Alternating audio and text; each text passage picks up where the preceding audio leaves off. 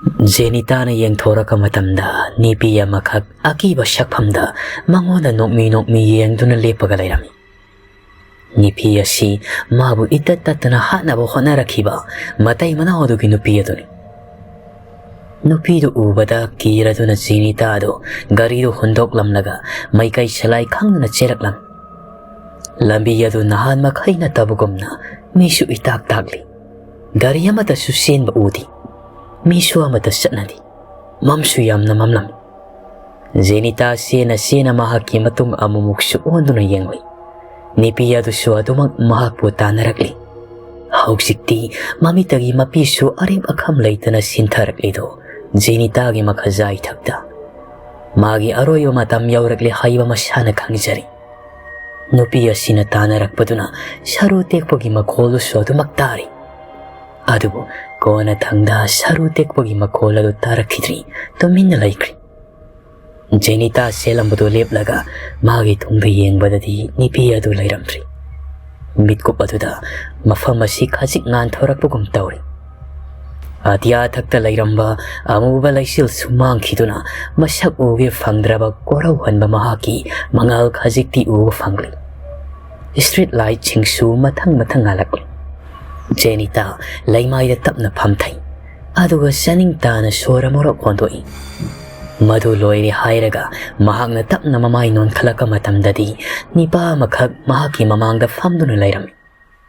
Nipa si mahakpu itattatana olakhiba matai manao adugi nipa aduni. Nipa adu simbal singlap tawna noklam. Jenita da yenglaga.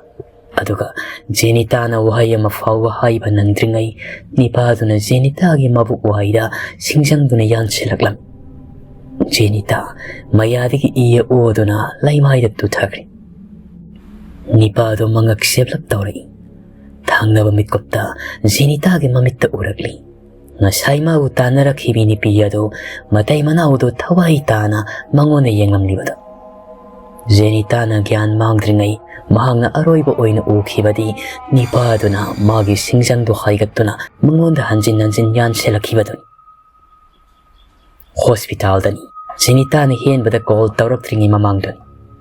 Ricky Jackson henba amadi sana makhoi marido Ricky giromda wa khara khanaram.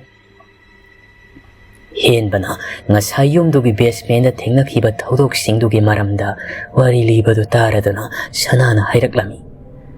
Aduna haisinadi game sigi rules da yaudaba haidi sanariba aikoi masin amana amagi mateng pangba yai haibado chumlene. Ricky na khumi.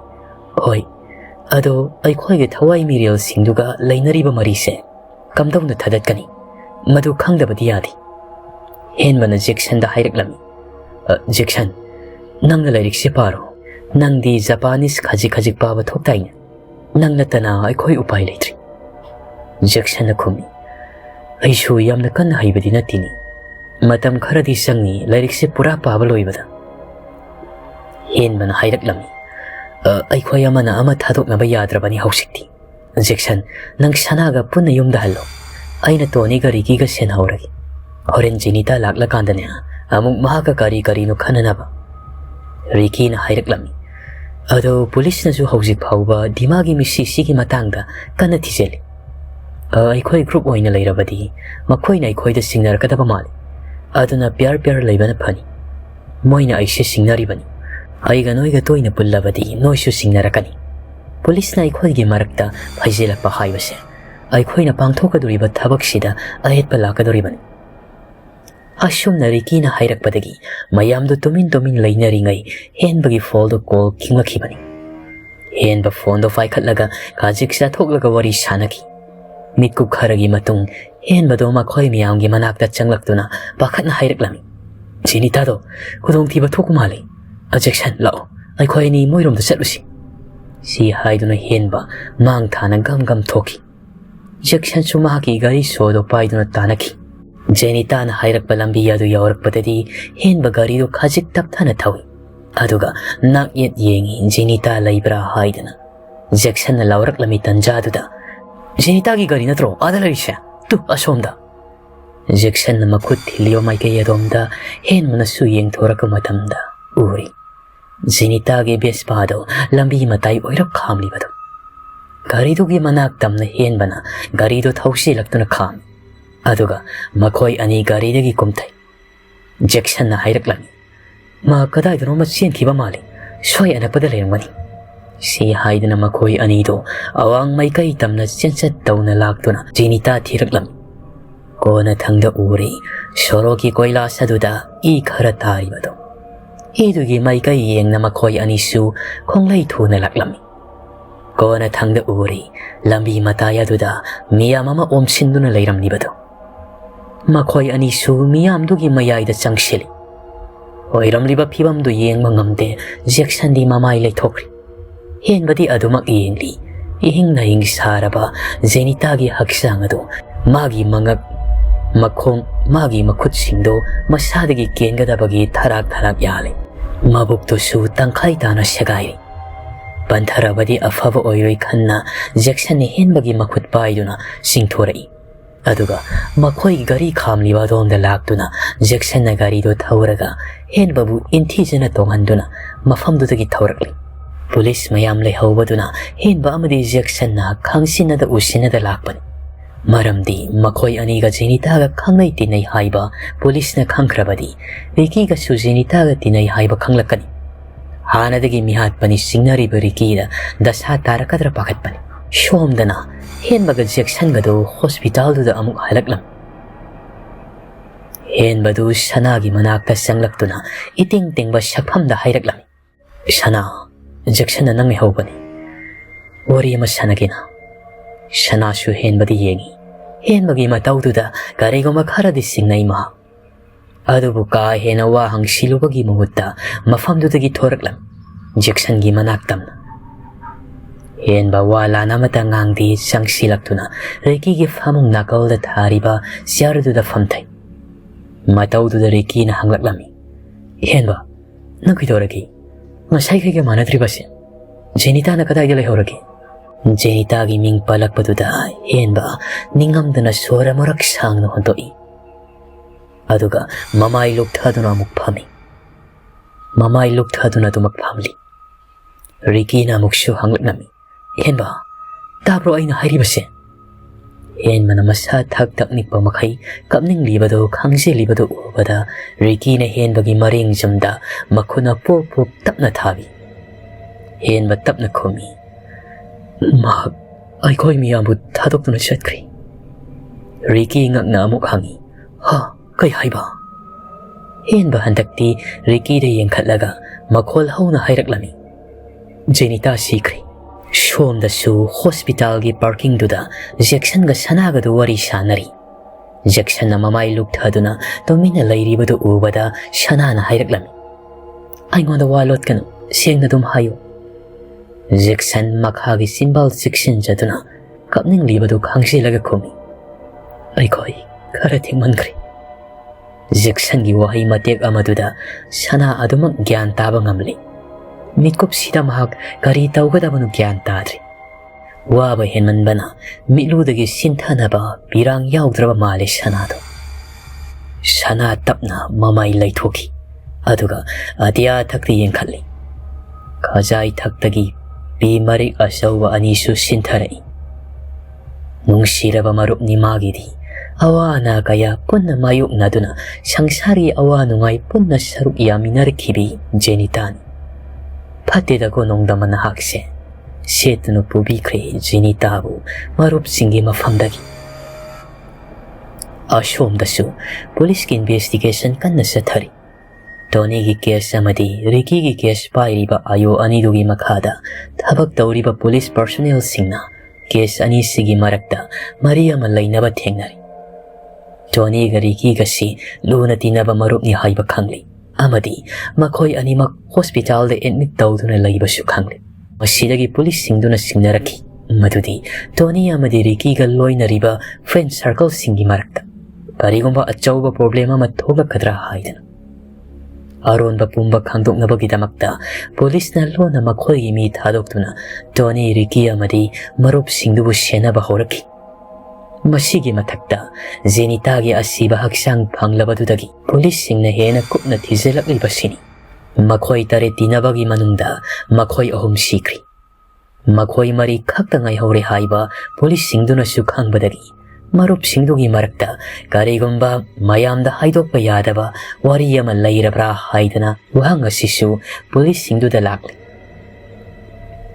Shanagi mama mapasu makhoi mari mata amagi luhongba chatki.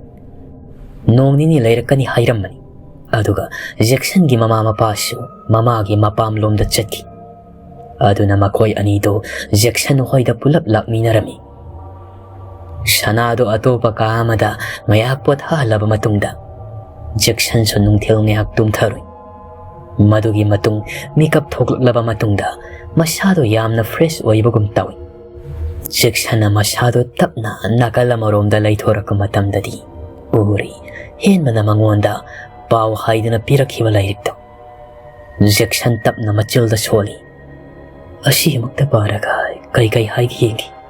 Si haidana Jackson hiblambadagi haugatuna phami. Aduga lairikto lauduna makhum hanglaga tapna paba hawi. Manungda iramliba singdo.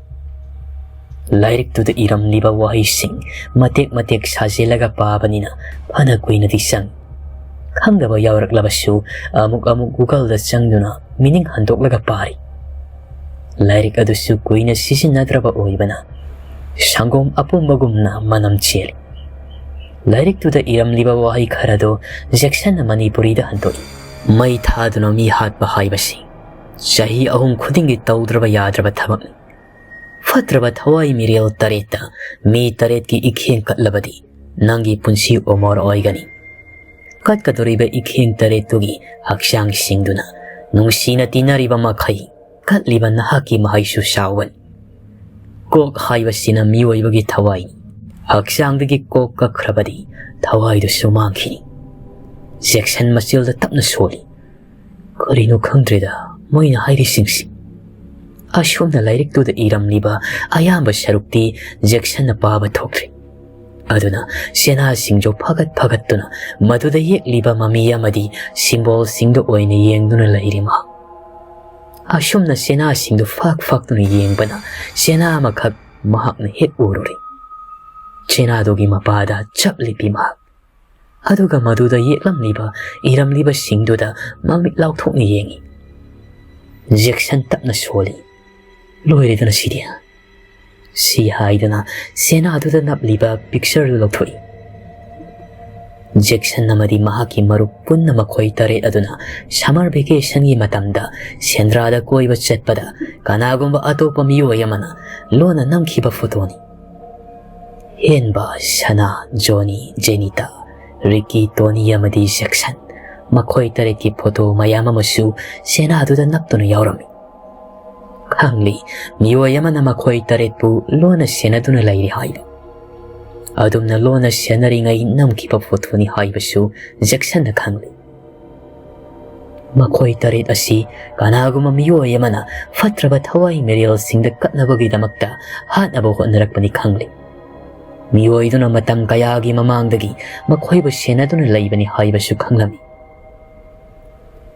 Jackson tapna machilda soli. Aikhoi taresa lona kupchen senariba oire. Photo singdugi makhada iramliba wahi singdo Jackson na pari. Ikheng taret ki hakshangduna nungsina loinariba makai hakshangdo katliba na haki mahi sawgani. Jackson hausikte gyan tari pung namak lauksin mangamli.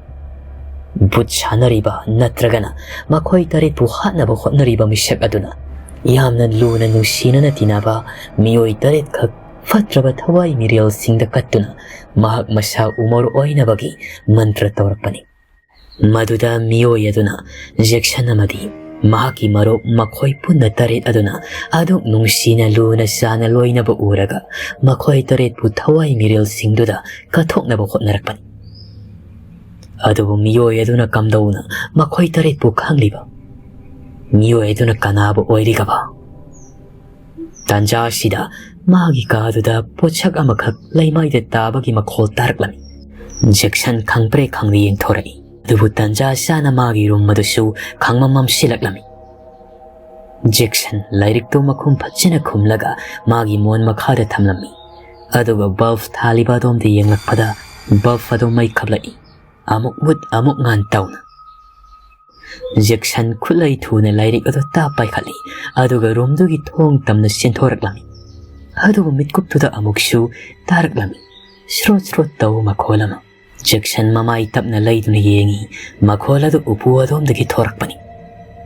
Pantharuwa taudana Jackson na thong do fat hangi tawi.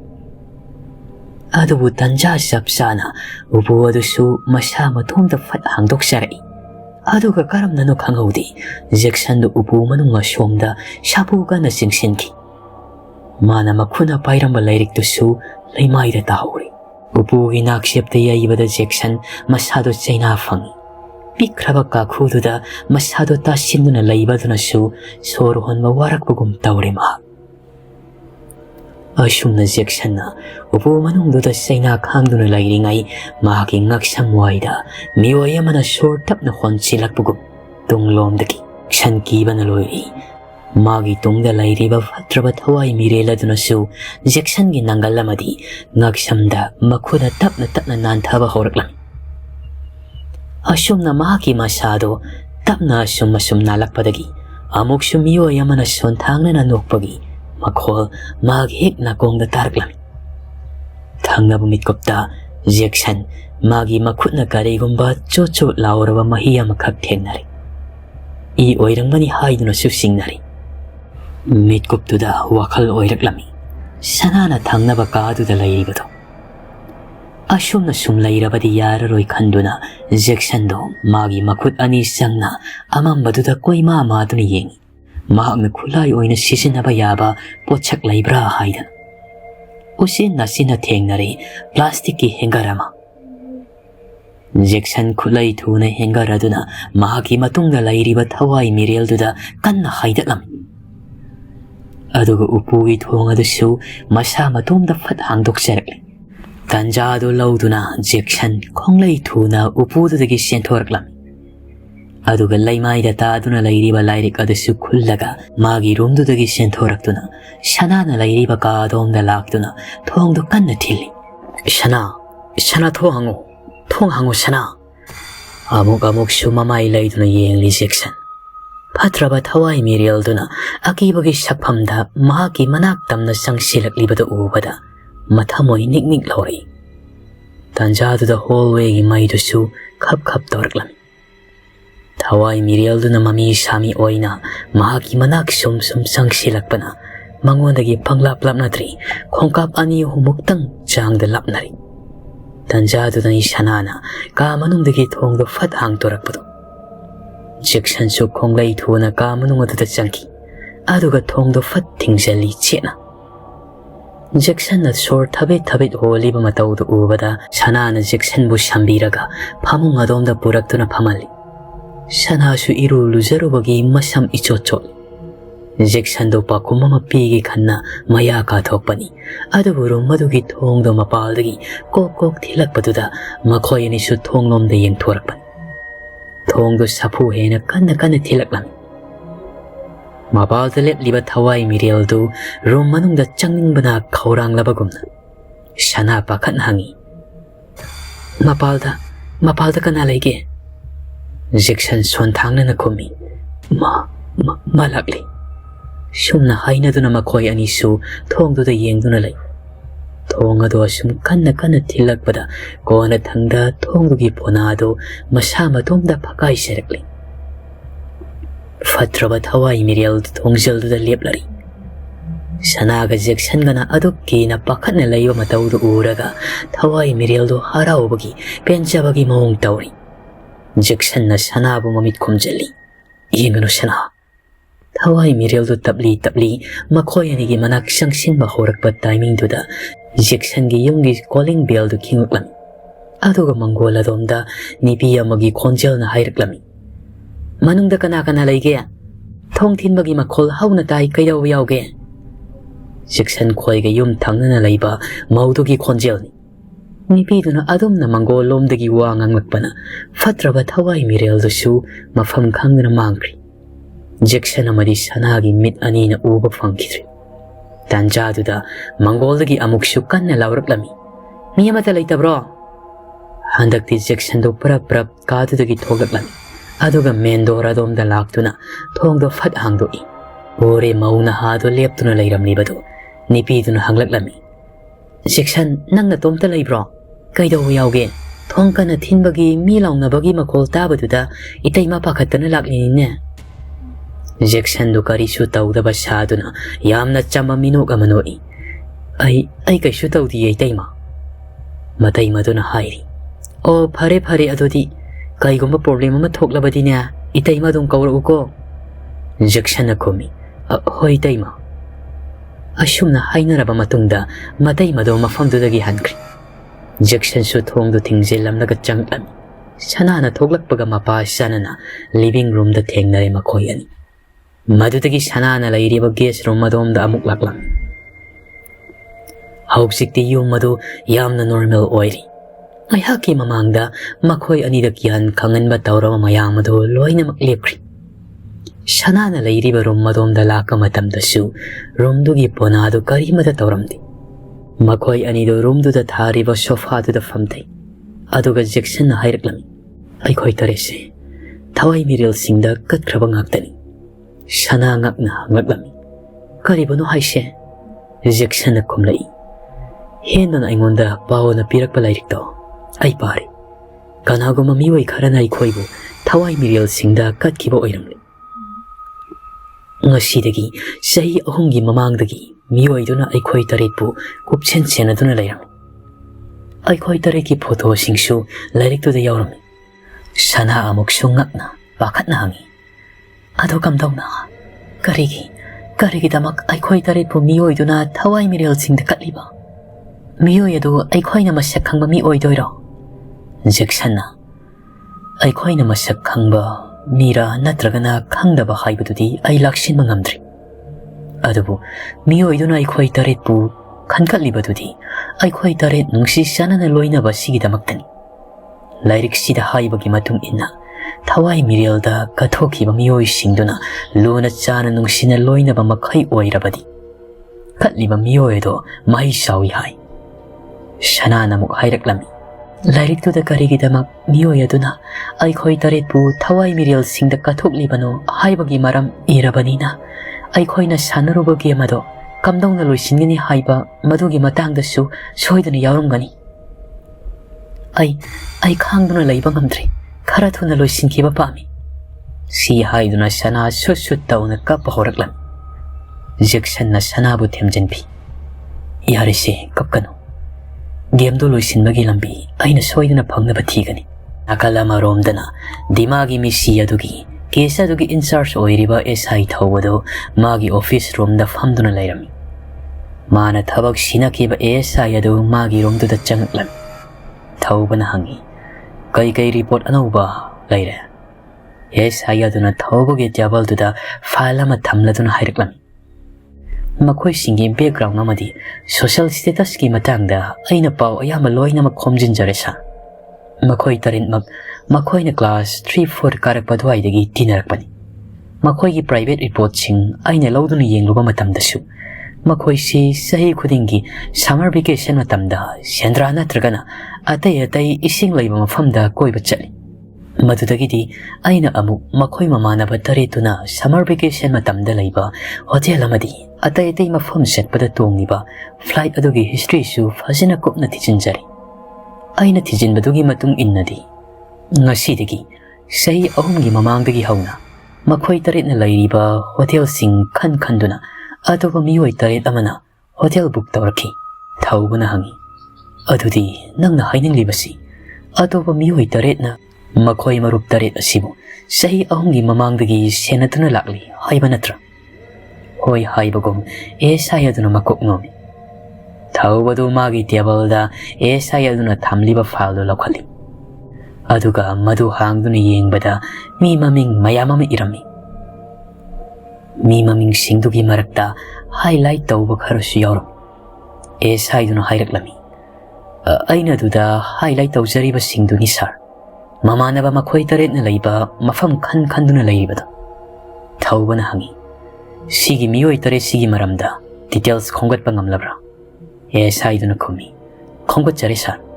ꯑꯗꯨꯕꯨ ꯃꯈꯣꯏꯒꯤ ꯃꯊꯛꯇ ꯁꯤꯡꯅꯕ ꯌꯥꯕ ꯀ꯭ꯂꯨ ꯑꯃꯗꯗꯤ ꯐꯪꯗꯦ꯫ ꯈꯔ ꯆꯤꯡꯅꯅꯤꯡꯉꯥꯏ ꯑꯣꯏꯕ ꯀ꯭ꯂꯨ ꯍꯥꯏꯔꯒꯗꯤ ꯍꯥꯏꯔꯤꯕ ꯃꯤꯑꯣꯏ ꯇꯔꯦꯠꯁꯤꯒꯤ ꯍꯣꯁꯄꯤꯇꯥꯜ ꯔꯦꯀꯣꯔꯗ ꯑꯃꯠꯇ ꯂꯩꯔꯝꯗꯕꯁꯤ꯫ ꯍꯥꯏꯔꯤꯕ ꯃꯤꯑꯣꯏ ꯇꯔꯦꯠꯁꯦ ꯁꯨꯡꯅꯥ ꯅꯥꯗꯕ ꯃꯤ ꯉꯥꯛꯇ ꯑꯣꯏꯔꯤꯁꯤ ꯀꯝꯗꯧꯅꯅꯣ? ꯃꯈꯣꯏꯒꯤ ꯄꯨꯟꯁꯤꯗ ꯍꯣꯁꯄꯤꯇꯥꯜꯗ ꯑꯃꯨꯛꯇ ꯐꯥꯎꯕ ꯑꯦꯗꯃꯤꯠ ꯇꯧꯔꯝꯗ꯭ꯔꯤꯕꯁꯤ ꯀꯔꯤꯒꯤꯅꯣ ꯍꯥꯏꯕ ꯋꯥꯍꯪ ꯑꯃ ꯂꯥꯛꯂꯤ꯫ ꯑꯗꯨꯒ ꯑꯃꯅ ꯍꯥꯏꯔꯤꯕ ꯃꯤꯑꯣꯏ ꯇꯔꯦꯠꯁꯤꯒꯤ ꯃꯅꯨꯡꯗ ꯃꯤꯑꯣꯏ ꯑꯃꯗꯤ ꯆꯍꯤ 6ꯀꯤ ꯃꯃꯥꯡꯗ ꯃꯤ ꯍꯥꯠꯂꯨꯕꯗ ꯆꯦꯟꯅꯕꯒꯤ ꯍꯤꯁꯇ꯭ꯔꯤ ꯂꯩꯔꯝꯃꯤ꯫ ꯊꯧꯕ ꯐꯠ ꯌꯦꯡꯂꯛꯂꯝꯃꯤ ASI ꯑꯗꯨꯗ꯫ ꯉꯁꯤꯗꯒꯤ ꯆꯍꯤ 6ꯀꯤ ꯃꯃꯥꯡꯗ ꯃꯤ ꯍꯥꯠꯂꯨꯕꯗ ꯆꯦꯟꯅꯩ ꯍꯥꯏꯕ꯫ ASI ꯑꯗꯨꯅ ꯐꯥꯏꯜꯗꯣ ꯐꯠ ꯐꯥꯛꯇꯣꯛꯏ꯫ ꯑꯗꯨꯒ ꯑꯀꯛꯅꯕ ꯆꯦꯅꯥ ꯑꯃꯗ ꯂꯦꯞꯇꯨꯅ ꯍꯥꯏꯔꯛꯂꯝꯃꯤ, ꯌꯥꯝꯅ ꯆꯥꯎꯕ ꯀꯦꯁ ꯑꯃꯅꯤ, ꯑꯗꯨꯕꯨ ꯁꯣꯜꯕ ꯇꯧꯕꯗꯤ ꯉꯝꯈꯤꯗ꯭ꯔꯤ꯫ ꯑꯗꯨꯕꯨ ꯁꯁꯄꯦꯛꯁꯤꯡꯒꯤ ꯑꯂꯤꯕꯥꯏ ꯄꯤꯔꯛꯄꯗꯒꯤ ꯄ꯭ꯔꯨꯐ ꯄꯤꯕ ꯉꯝꯈꯤꯗꯦ꯫ ꯍꯥꯏꯔꯤꯕ ꯃꯤꯑꯣꯏ ꯑꯗꯨꯁꯨ ꯁꯁꯄꯦꯛ ꯑꯃꯅꯤ, ꯁꯦꯡꯅ ꯍꯥꯏꯔꯕꯗ ꯃꯦꯟ ꯁꯁꯄꯦꯛꯅꯤ꯫ ꯑꯗꯨꯕꯨ ꯃꯥꯒꯤ ꯑꯂꯤꯕꯥꯏ ꯄꯤꯔꯛꯄꯗꯨꯅ ꯄꯨꯂꯤꯁꯅ ꯃꯥꯕꯨ ꯐꯥꯕ ꯉꯝꯈꯤꯗꯦ꯫ ꯊꯧꯕꯅ ꯑꯃꯨꯛ ꯍꯪꯂꯛꯂꯝꯃꯤ, ꯅꯪꯅ ꯍꯥꯏꯔꯤꯕ ꯀꯦꯁꯁꯦ ꯑꯣꯐꯤꯁ ꯑꯃꯗ ꯊꯕꯛ ꯇꯧꯃꯤꯟꯅꯕ ꯃꯤꯑꯣꯏ 7 ꯊꯥ 2ꯒꯤ ꯃꯅꯨꯡꯗ ꯁꯤꯈꯤꯕ ꯀꯦꯁꯇꯨꯔꯥ? ASI ꯑꯗꯨꯅ ꯈꯨꯝꯃꯤ, ꯍꯣꯏ ꯁꯥꯔ꯫